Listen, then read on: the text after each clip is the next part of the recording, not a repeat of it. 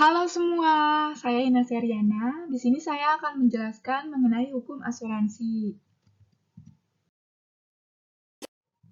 Pengertian asuransi. Menurut Undang-Undang Nomor 40 Tahun 2014, asuransi adalah perjanjian antara dua pihak, yaitu perusahaan asuransi dan pemegang polis, yang menjadi dasar bagi penerimaan premi oleh perusahaan asuransi sebagai imbalan untuk A. Memberikan pergantian kepada tertanggung atau pemegang polis karena kerugian, kerusakan, biaya yang timbul, kehilangan keuntungan, atau tanggung jawab hukum kepada pihak ketiga yang mungkin diderita tertanggung atau pemegang polis karena terjadinya suatu peristiwa yang tidak pasti. Atau B. Memberikan pembayaran yang didasarkan pada meninggalnya tertanggung atau pembayaran yang didasarkan pada hidupnya tertanggung dengan manfaat yang besarnya telah ditetapkan dan atau didasarkan pada hasil pengelolaan dana. Lalu setelah itu saya akan menjelaskan mengenai unsur asuransi. Ada 3 unsur asuransi. Yang pertama adalah premi. Premi asuransi didefinisikan sebagai sejumlah pembayaran yang ditetapkan sebagai biaya pengalihan risiko dari pemegang polis kepada penyedia asuransi.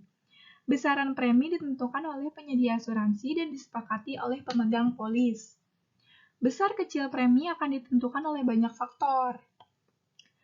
Antara lain, cakupan perlindungan yang diberikan oleh penyedia asuransi, usia tertanggung asuransi, gaya hidup atau rekam medis tertanggung, jenis kelamin, hingga faktor pekerjaan si tertanggung.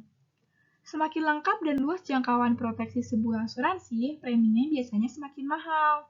Begitu juga bila tertanggung asuransi dinilai memiliki risiko tinggi, preminya otomatis lebih mahal.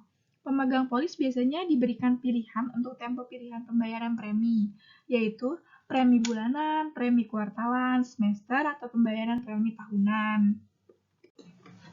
Lalu, setelah itu ada polis asuransi.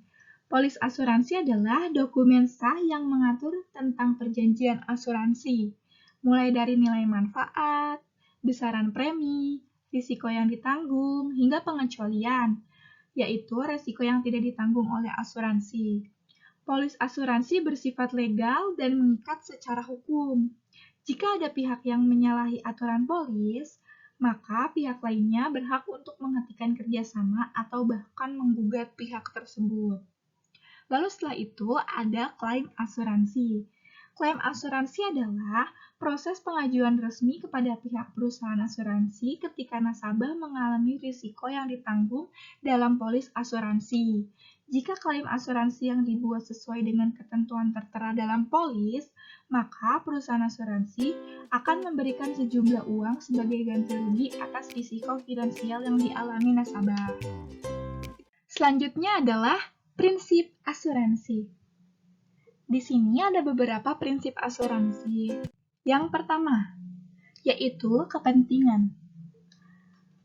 Kepentingan adalah prinsip asuransi yang memberikan hak kepada tertanggung yang diakui secara hukum untuk mengasuransikan jiwa maupun aset, karena adanya hubungan keuangan antara tertanggung dengan jiwa maupun aset yang akan diasuransikan. Pada pasal 250 KUHD, kepentingan asuransi harus sudah ada pada saat diadakan asuransi. Ini berarti apabila pada saat membuat perjanjian asuransi tertanggung tidak mempunyai kepentingan, kemudian terjadi peristiwa yang menimbulkan kerugian, penanggung tidak berkewajiban membayar klaim ganti kerugian.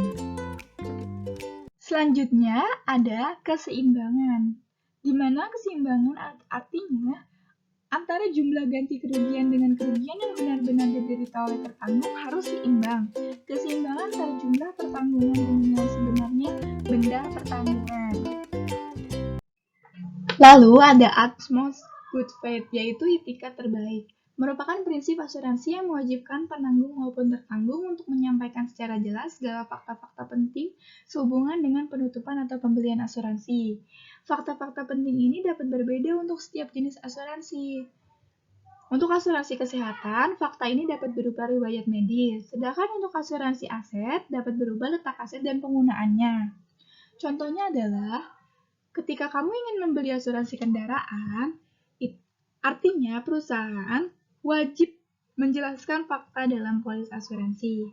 Sementara itu, ketika kamu mengalami kecelakaan atau musibah tertabrak mobil, maka kamu wajib menyampaikan fakta secara lengkap dan akurat saat mengajukan klaim.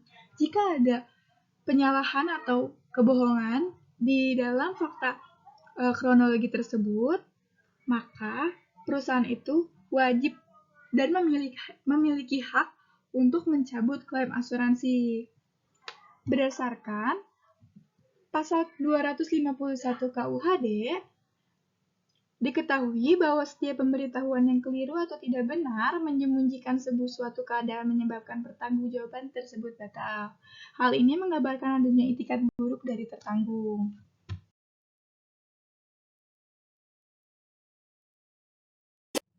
Dan yang terakhir, ada subrogasi.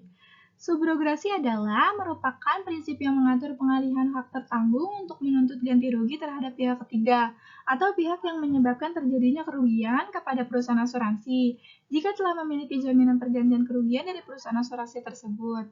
Contohnya adalah kendaraan kamu ditabrak oleh pihak lain, maka kamu memiliki hak untuk menuntut ganti rugi kepada pelaku. Namun jika memiliki polis asuransi kendaraan non-motor, maka kamu dapat mengajukan klaim asuransi dan mengalihkan hak menuntut terhadap pihak ketiga tersebut kepada perusahaan asuransi.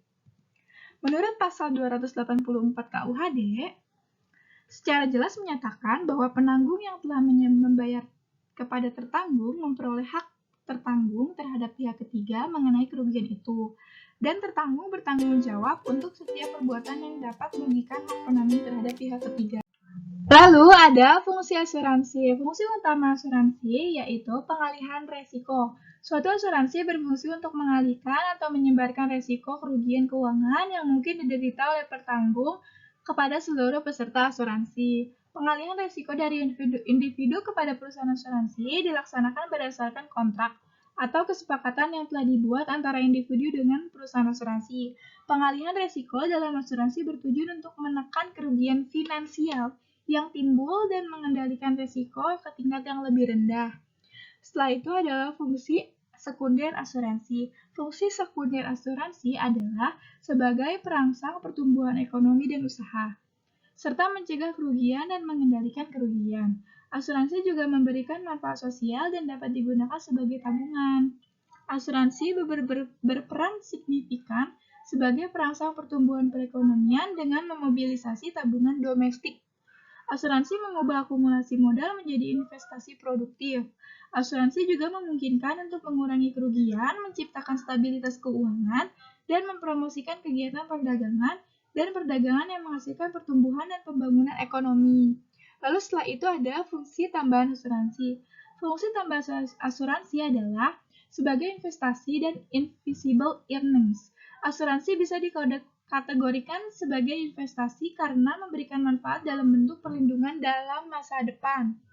Di dalam asuransi jiwa, jenis asuransi jiwa, unit link dapat digunakan sebagai instrumen investasi. Asuransi jiwa unit link adalah proses atau produk asuransi jiwa yang memiliki dua manfaat, yaitu memberikan proteksi asuransi jiwa dan memiliki nilai tunai di mana setiap nilainya bervariasi sesuai dengan nilai aset investasi tertentu. Lalu setelah itu ada macam-macam asuransi, yaitu yang pertama adalah asuransi ganti rugi. Asuransi ganti rugi adalah keamanan atau perlindungan terhadap kerugian finansial. Itu juga bisa merujuk pada pembebasan tanggung jawab atas kerusakan. Ini adalah perjanjian kontraktual antara dua pihak di mana satu pihak setuju untuk memberikan kompensasi kepada pihak lain atas kerugian yang timbul sebagai akibat dari tindakan pihak lain. Ini sering datang dalam bentuk kontrak asuransi, di mana perusahaan asuransi memberi ganti rugi kepada pemegang polis sebagai imbalan atas premi yang dibayarkan oleh tertanggung. Asuransi ganti rugi sering dapat ditemukan di industri tertentu, di mana para profesional membeli asuransi ganti rugi untuk melindungi diri dari tanggung jawab pribadi. Lalu setelah itu ada asuransi uang. Asuransi uang adalah di mana penanggung berjanji akan membayar uang yang jumlahnya sudah ditentukan sebelumnya tanpa disandarkan pada suatu kerugian tertentu. Lalu, persamaan antara ganti rugi dan asuransi uang yaitu bahwa kedua jenis asuransi ini merupakan persetujuan untung-untungan, yaitu penanggung berjanji memenuhi presentasi keuangan apabila suatu peristiwa terjadi. Perbedaannya ada pada asuransi kerugian ganti rugi yang dibayarkan penanggung sebesar kerugian yang diderita. Pada asuransi sejumlah uang yang dibayar penanggung adalah sejumlah yang sudah dijanjikan sebelumnya dan tidak didasarkan kerugian yang diderita. Asuransi adalah sebuah sistem yang merendahkan kehilangan finansial dengan menyangkutkan risiko kehilangan dari seseorang atau badan ke lainnya. Lalu yang ketiga ada asuransi campuran. Asuransi campuran adalah gabungan antara asuransi kerugian dan asuransi sejumlah uang. Disebut asuransi campuran karena mempunyai dua sifat, yaitu sifat asuransi kerugian dan asuransi sejumlah uang. Begitu presentasi yang bisa saya berikan. Baik buruknya saya mohon maaf, jika memang ada kekurangan saya juga mohon maaf. Baiknya bisa diambil dan buruknya bisa dibuang. Terima kasih ya setelah menonton video saya. Kedepannya saya akan lebih baik lagi dalam presentasi. Semoga sehat selalu dan sukses selalu untuk kalian semua. Wassalamualaikum warahmatullahi wabarakatuh.